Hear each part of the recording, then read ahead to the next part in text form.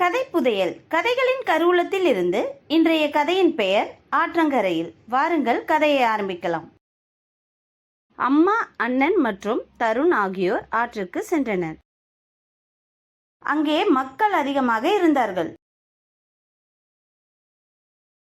அம்மா துணிகளை துவைக்க ஆரம்பித்தாள். தண்ணீர் தெறிக்க அண்ணன் ஆற்றில் குதித்தான். அவன் தண்ணீரில் தொலைந்து போனான். தருண் பயத்தில் அண்ணா அண்ணா என்று கத்தினான். அண்ணன் தண்ணீரில் இருந்து வெளியே வந்தான்.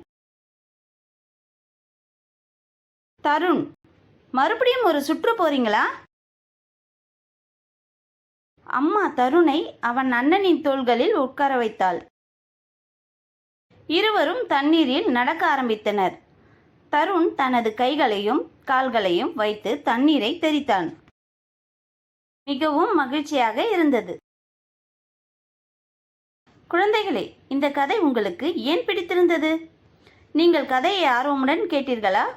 இது போன்ற மேலும் பல சுவாரஸ்யமான கதைகளுடன் மீண்டும் சந்திப்போம். நன்றி. இது போன்ற சுவாரஸ்யமான கதைகளை கேட்க இந்த QR குறியீட்டை ஸ்கேன் செய்யுங்கள்.